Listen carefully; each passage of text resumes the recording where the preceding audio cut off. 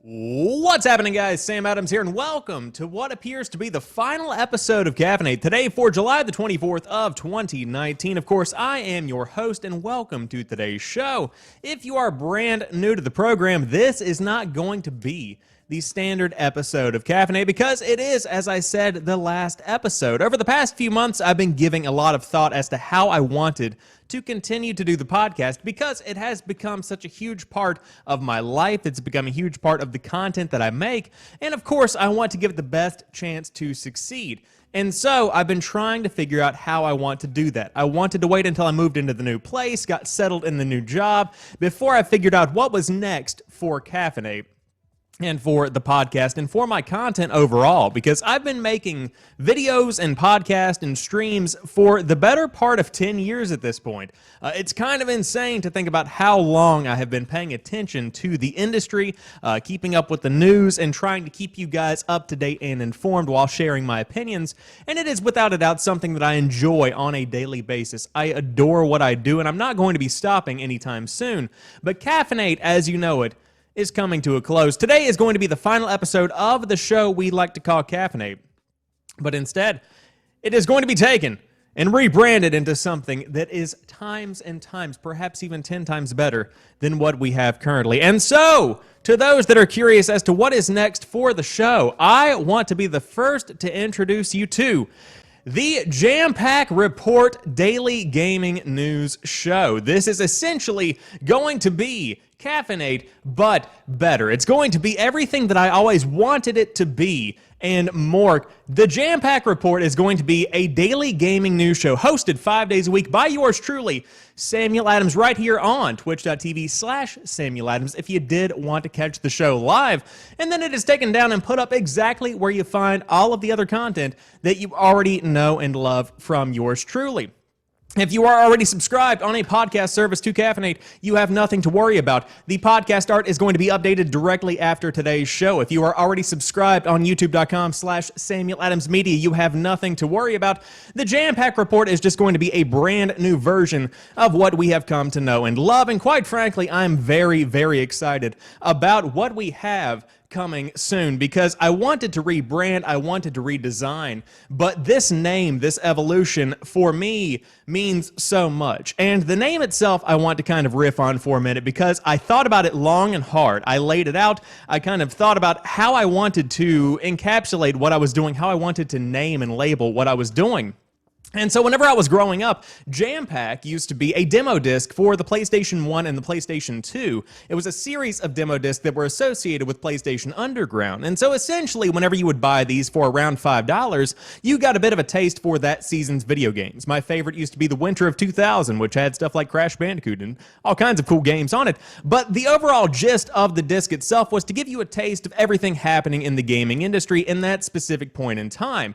And that is exactly what I always did on Caffeinate. And so I thought, hey, why not go ahead and make a show based on that same concept, giving you a taste of everything happening in the gaming industry. And lo and behold, there we have it, the Jampack Report, coming soon, specifically starting tomorrow, or I guess officially today, if you really want to call it that, to a podcast service near you. If you do want to subscribe via Spotify, via Apple Podcast, whatever all of these services are, it's going to be available there. But to those live in the chat, I appreciate your support. I appreciate the love. It is very exciting to continue to do what I love and to continue to grow the show and to grow the podcast and to grow the content lineup. I'm very, very excited for the rest of 2019.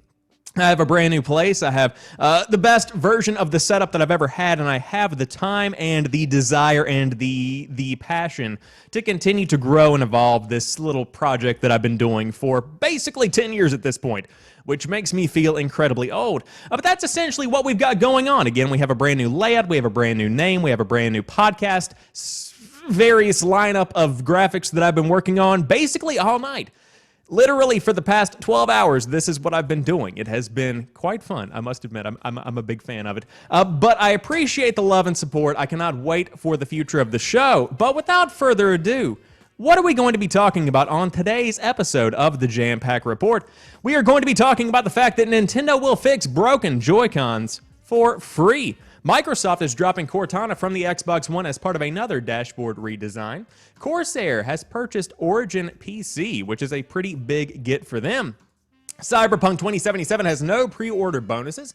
A Disney investor thinks that it should acquire Activision Blizzard, and Overwatch artist says Sigma, he has no shoes. Why? Because he is going to be selling the Asylum look as he begins to make a big wave in the Overwatch community. But without further ado, let's go ahead and dive into the first official episode / the last official episode of Caffeinate, but the first official episode of the Jampack. You remember that whole spiel we just went on where it's a new show? Yeah, welcome to the Jampack Report. Let's go ahead and dive into it. First off, Nintendo will fix broken Joy-Cons for free and refund prior repairs. Following continued reports that Nintendo Switch's Joy-Con controllers are drifting, a Vice story today claims that Nintendo is instructing its customer service reps to repair the controllers for free, no questions asked, and anyone who has previously paid to get one repaired will now be refunded. Speaking with a source familiar with Nintendo's updated customer support documentation, the Vice report says the company's internal documents now include the lines, quote, "Customers will no longer be requested to provide proof of purchase for Joy-Con repairs. Additionally, it is not necessary to confirm warranty status. If a customer requests a refund for a previously paid Joy-Con repair, confirm the prior repair and then issue a refund." Nintendo's only statement on the issue was earlier this week and was simply a vague recommendation that anyone affected by the issue visit the company's support website. If the changes listed in this story have indeed been made, that would indicate Nintendo is now taking the matter a lot more seriously. Joy-Con drift is an issue where the thumbsticks on Nintendo Switch's controllers detect movement and begin to drift even when the player is not touching the controller. Nintendo has been reached out to for comment by Kotaku, but none has been received as of yet. And so this is a story we have been talking about over the course of the past few days, where more and more people are talking about this Joy-Con drift that is ruining gameplay experiences across the board. And I spoke about this a couple of days ago. This needs to be addressed very, very quickly, and it needs to be addressed before the Nintendo Switch Lite begins to roll out, because if you use the exact same schematic to create the controller for the Nintendo Switch Lite, that's a big problem, because the Joy-Con, if you call them that, on the Nintendo Switch Lite are not able to be detached. You cannot go and buy a new set of Joy-Con.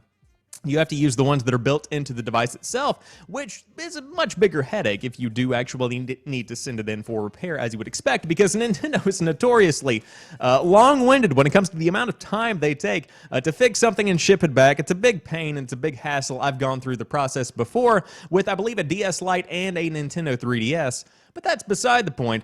Is this a step in the right direction? Absolutely. I think that Nintendo is always going to strive to take care of the consumer first and foremost. They've always been that way, and they've always been a quality company that treats the people that buy their products with respect, and this is just another example of how they're doing that. With that being said, you had to kind of stiff-arm them a little bit there. I mean, they weren't going to be doing this right out of the gate, which is a bit marginally disappointing. At the same time, it is good to see they are, in fact, taking this seriously. They are, in fact, working to ensure that the Joy-Cons are getting fixed and that those that already did pay for repairs are going to be getting a free refund in full, which is, of course, fantastic. But again, this needs to be fixed because you have so many hardware revisions coming down the pipe that if you have some kind of faulty design, it needs to be addressed before the production really gets going on all of these devices. And of course, much of the production is probably already underway, so maybe some of that has to be scrapped. Maybe Nintendo might have to start over completely on maybe even the production of the DS Lite, or the Nintendo Switch Lite. But I digress. We will see how this affects the overall production cycle in the coming months as we inch closer and closer to the release of not only the Nintendo Switch Lite, but also a brand new hardware revision for the foundational basic version of the Nintendo Switch, which does have a larger battery life, coming later on this fall. But I did want to keep you guys up to date. And of course, Boss in the chat says, nice. I'll let my friend Travis know about this. If you know anybody that is having any kind of issues with your Nintendo Joy-Cons or their Nintendo Joy-Cons, let people know that they can get a full refund, that they can get their stuff fixed for free, because there's no reason to go out and spend $80 on a new set of Joy-Con when you can just get a brand new pair, or at least a repaired pair, sent back to you for literally nothing. Literally nothing. It's a very good price, in my opinion. However, for those that are not fans of the Nintendo lineup, maybe you like the Xbox One, and Microsoft is dropping Cortana completely from the Xbox One as part of another dashboard redesign. Another redesign and another loss for Cortana. Microsoft is once again tweaking its Xbox One dashboard design and removing the Cortana digital assistant. The software maker has started experimenting with what it describes as a more streamlined user interface for the home section of the Xbox One dashboard. This is the area you immediately see when you power on an Xbox One console. The new design includes quicker access to Xbox Game Pass titles, Microsoft's Mixer service, Xbox Community Feature, and the Microsoft Store. We have heard your feedback and have continued to iterate on Home to get you into your gaming experiences faster and keeping more of your content front and center, explains Bradley Rossetti, cool name, Microsoft's Xbox Insider Chief. With this new experimental home design, the first thing you will notice is we have removed the twist from the top of home in favor of separate buttons that launch your gaming experiences. This should make it easier to access frequently used games on the home screen. Microsoft is testing this new home screen with Xbox insiders in the alpha and alpha skip ahead rings, and the company is looking for feedback. Microsoft has tweaked its Xbox One dashboard multiple times since the console launched, trying to improve the often clunky user experience. There was a fluent design update back in 2017 and a big redesign in 2015 that preceded a new focus on speed. Alongside this latest home update, Microsoft is also removing Cortana from the Xbox One. Microsoft says it's moving to cloud-based assistants, meaning you can no longer talk to Cortana via your headset. You will still be able to power on an Xbox One through the Xbox skill for Cortana on iOS, Android, or Windows, just like the existing Alexa integration. It is no surprise to see Cortana disappearing from the Xbox One. Microsoft has a new focus for Cortana on more business-related scenarios, and the company is working on making Cortana better at holding conversations. Microsoft also previously decoupled Cortana from search in the recent Windows 10 May 2019 update, and now the company is bringing Cortana to the Microsoft Store as a separate app. Removing Cortana from the Xbox is another step in the digital assistant's demise on the consumer side of Microsoft's software and services. And so, as we see in the chat, I don't use my Xbox often, so Cortana was barely used. It's true. Number one, the Xbox One beginning to kind of wind down a bit. Not entirely, but the next generation of consoles is beginning to kind of, come into the mix, so to speak, and so less people are going to be playing, less sales are going to be happening with the console, and so now we are moving into the sunsetting phase of this console generation. But what's up with Cortana being removed? Quite frankly, I believe that Xbox on the back end is beginning to prepare for the next dashboard, preparing for the next generation of hardware and what the software for that piece of hardware is going to look like. And I would say you are not going to be seeing any kind of Cortana digital assistant as they continue to migrate more towards a business use for that specific little piece of technology. I want to point out just how much the Xbox One has changed since it was launched. I mean, think about the overall marketing that the console itself was based off of. The idea of the Xbox One was to be the one-stop shop for entertainment. You could plug in a television. You could watch live TV through your Xbox One. You could play games, obviously, on it, but the whole thing was this one-stop shop for your entertainment hardware space, and now they have completely stepped away from that. In fact, at E3 this year, they said it was going to be good at one thing for the next generation, playing games. They focus on the gaming core of the Xbox One. Microsoft has flipped entirely, and so now that you don't even have a digital assistant, it seems like almost a bit of a regression back to where it is just a basic Xbox console, a box designed for playing games. And that's good. That's what Xbox needs. I don't need a digital assistant on everything. I bought an Amazon Echo on Prime Day, and I already returned it because, quite frankly, I don't need it. Nobody necessarily needs them. And to have more than just one is simply overkill. So, yes, Cortana is useful for some people that were power users of it, but overwhelmingly, I don't see this as much of an issue overall, and I see this as, on the back end, them preparing for the next generation and what that is, in fact, going to entail. But it could be an exciting time to see what happens with the Xbox One. Of course, like I said, we are kind of in the limelight phase of the console itself, the sunset phase of the console itself, but many games still coming out for it. The backwards compatibility feature is bringing a lot of value to the Xbox One even in 2019 for those that want to go back and play some of the generation's biggest games and, of course, generations that have come prior. But if you do want to pick one up, I have seen them on sale on eBay. It's beginning to get to that point when a price drop is probably inevitable, and we also just had the brand new release of the Xbox One S all digital if you want to get in on the low end of the Xbox lineup instead of getting the X, which is the more powerful console on the market right now. But the dashboard redesign, again, big deal for those that are still playing Xbox, of which there are very many people.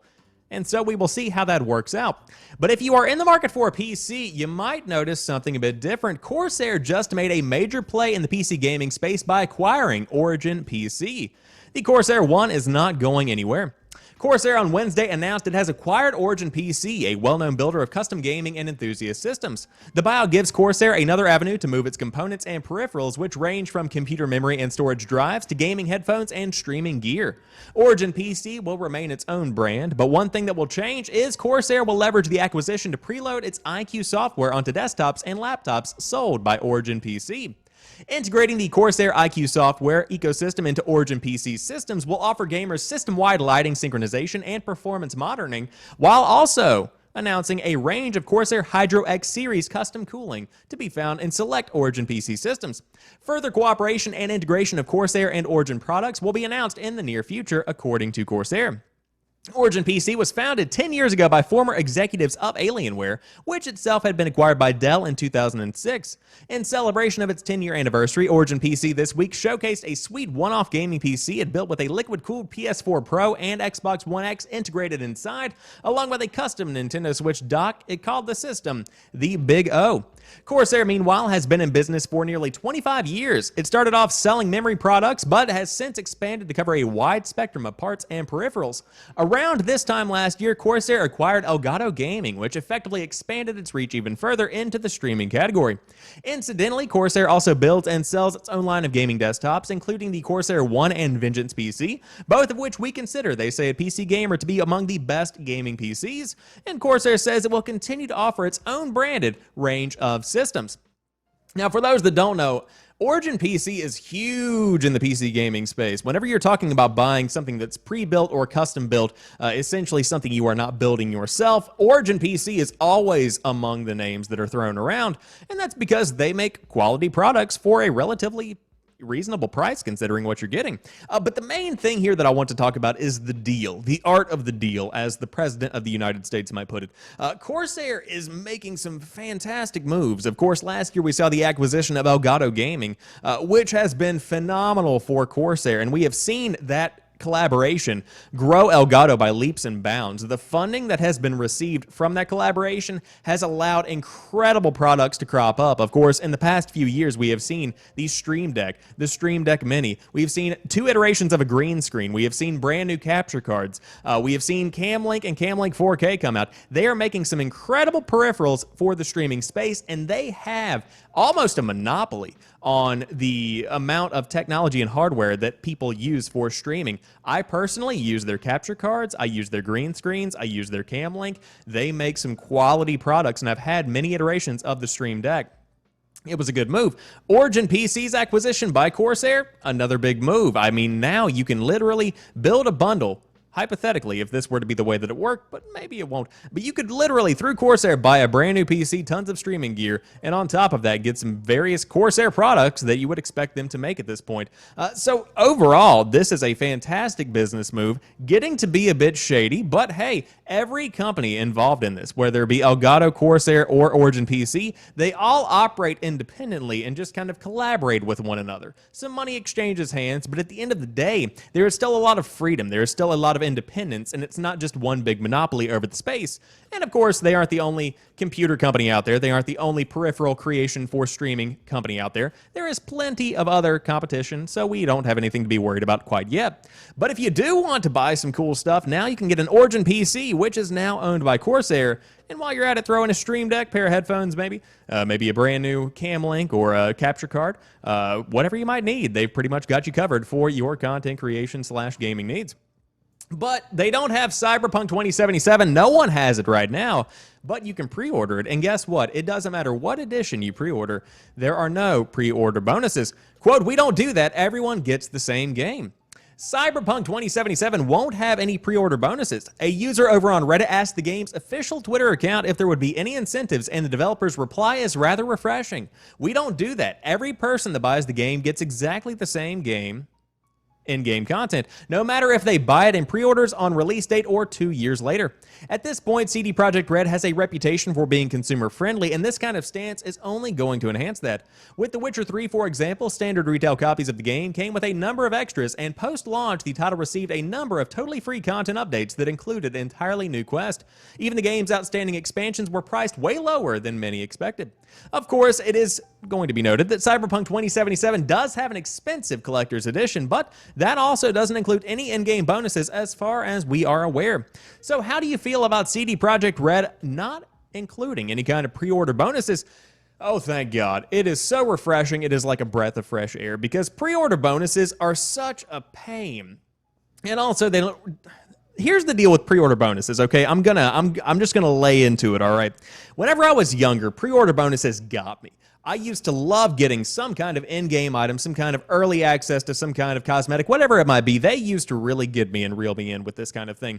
But the older I've gotten, the more it's just become a nuisance because it tends to be 9 times out of 10, it's some kind of in-game cosmetic, whether it be a skin for a gun, whether it be some kind of outfit for a hero, whatever you might be talking about. That's generally the type of content you are going to be getting if you pre-order a game in 2019. And so if I don't pre-order and I buy on day one or I rent from Redbox, it's not that my gaming experience is going to be any lesser. The overall experience of playing the game is not going to be bad. It's not going to be changed.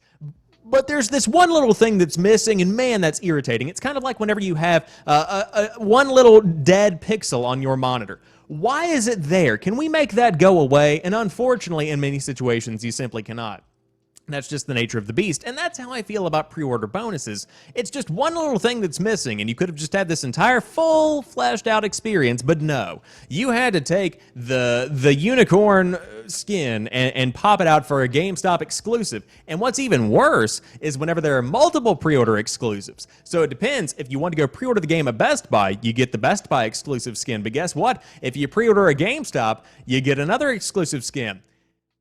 Which one do you want? You can't get everything. It's such a nuisance. It's such a pain in the ass. And so I'm glad to see that Cyberpunk is not going to include that kind of play in their pre-order bonuses. But, of course, if you do want to pre-order Cyberpunk 2077, I have seen it go down to as low as $50 on Amazon if you do want the base edition of the game, coming out in April of 2020 if you did want to pick it up, and check out what the future does entail. And, of course, CD Projekt Red been working on this one for a long time. Keanu Reeves making waves at E3 2019. Very exciting time for those that are fans of the big boy company. Now, let's talk about Disney. A Disney investor thinks it should acquire Activision Blizzard, but it wouldn't be cheap. Disney has not so slowly been gobbling up the world of entertainment, placing countless companies and universes into the House of Mouse. One investor reckons it should now add Activision Blizzard to the list, suggesting that esports would be a good fit for Disney's TV networks. I briefly allowed myself to imagine Blizzard getting the Star Wars license, but as interesting a prospect as that could be, letting Disney monopolize another industry probably isn't a great idea. With Activision's share price dropping over the last few months, however, investment company Gerber Kowalski Incorporated thinks now is the time for it to get snatched up. Kowalski Incorporated's Nick Licoris, I believe I said that correctly, told Bloomberg that it's an ideal time for Disney to make the acquisition, with the streets of video game land allegedly paved with gold. The company owns over $22 million worth of shares in Disney and $4.3 million in Activision. Disney has already dabbled in games, but it's had more successes in licensing its properties to publishers like EA, which has held on to Star Wars license for years. Acquiring Activision would give it a large list of talented studios that would probably be eager to root around in its big box of universes.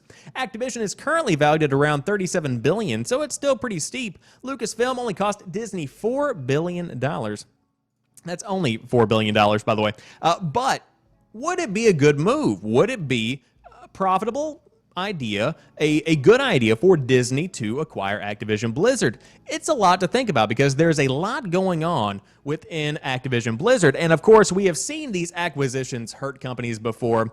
We just saw Bungie regain its independence from Activision Blizzard, and the company has been better off for that. And so what would it look like for one shark that has been swimming in the ocean eating smaller fish to be eaten by a whale? And that whale is named Walt Disney. It could be a big game changer for those that are paying attention to the entertainment space. Of course, Activision Blizzard itself, a huge company in the gaming space, one that is just a Goliath, and so it could very well change the overall industry as we know it. If I had to guess how this would go, and again, this is not happening, this is just how this might go, you would see Activision Blizzard essentially maintain its independence, but be able to function with a lot more money and be able to use all of these Disney properties. But again, is that a good idea? We have seen Disney come in and purchase big name titles, big franchises, and use these IP to their advantage to create tons and tons of content. Look what they've done to Star Wars. It's like in The Godfather when he says, look at what they did to my boy. There are so many Star Wars movies that there's just too much to keep up with. You see the exact same thing going on with Marvel. Not that Marvel's a bad universe, not that the Marvel franchises are necessarily doing bad, but there's just so much content that it's becoming a bit oversaturated. What would happen if they came in and got Activision Blizzard? That's the big question here. Could we see a ton of games? Could we see too many games? Could we see low quality, big budget titles pushed out and they've hit flat? It depends. There are so many outcomes here that nobody can really be sure of what exactly would happen if Activision Blizzard was to be acquired by Disney. But again, it's a lot of money, but it's Disney, so they have plenty of money. It's still up in the air, but it's interesting to see that a Disney investor thinks that Activision Blizzard should be acquired by the company. However, to wrap up today's show, the first, again, inaugural episode of the Jampack Report, Overwatch artist says Sigma's bare feet meant to sell the Asylum look. Wait, what? They say at Polygon? That's right. Overwatch's latest hero, Sigma, was introduced to the world as an astrophysicist who goes mad while studying black holes. One thing that stood out to fans at the time was that Sigma was floating around with bare feet for seemingly unexplained reasons, but recent comments by a Blizzard developer reveal that the two details are actually related. Over at ArtStation, a website where artists can display their work for fans and recruiters, Blizzard character artist Kui Fang recently uploaded Sigma's concept art. I had an amazing time working on this, they note in the caption for the piece. In the comments, someone inevitably mentioned that they hope Sigma's future skins will include shoes. This may seem like a strange reaction, but Sigma's toes have sparked confusion and grossed out reactions from the fandom community, as it seems strange to be an armored fighter who happens to leave one part of his body so vulnerable. In response, Fang says the bare feet are included because it's part of the character's backstory. They explain. Thanks for your feedbacks. We decided to keep the bare feet to sell the Asylum look a bit more. In many institutions, patients are not allowed to have shoes because they might harm with laces. While Sigma isn't necessarily in danger of that, we felt that having no shoes helped draw that connection. I also had iterations of him with shoes on, and it made him a lot more generic, so in the end, we ended up giving him bare feet. That's just what the reasoning internally was, though I'm sure we will be making skins with shoes on him in the future. Basically, it makes sense that folks are confused. The design choice is meant to evoke an association that, by the character designer's own admission, Sigma isn't necessarily in danger of. What's curious about this information is that a seemingly absurd detail is actually related to a different, more controversial detail, Sigma's mental health situation.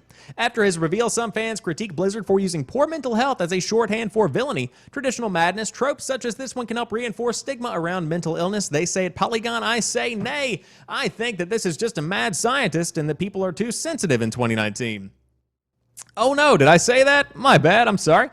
But overall, this is a pretty interesting little backstory, and I like this little piece of news. I like this little piece of content because, again, you do have a mad scientist, and you have this guy that's gone insane while studying black holes and trying to figure out gravity. All these strange little things have blown his mind, and so with the mind blown, what can you do except take off your shoes? That's how I feel every day when I get off work. But no, nonetheless, I think it's cool character design, and I do agree with the artist's take that if there were shoes on this mad scientist, he would overwhelmingly be a relatively run-of-the-mill, regular-looking dude just out there floating around. So, hey, at least now you know bald guy with bare feet is the new character in Overwatch, so at least there's something to stand out there.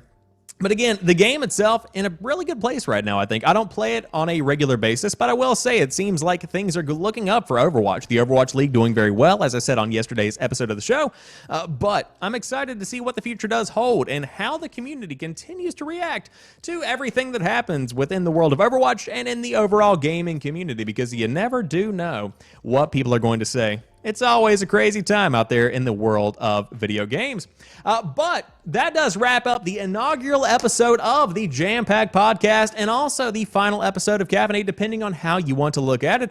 Of course, if you do want to subscribe to the show, you can check it out on anchor.fm/Samuel Adams, which then links you to Spotify, Apple Podcast, Google Podcast, whatever kind of podcast service you need. You can find it over there. And then the show is also up on youtube.com/Samuel Adams Media. But if you do want to catch the show live, it is up on twitch.tv/Samuel Adams 5 days a week, Monday through Friday, if you do want to stay up to date on the hottest gaming news.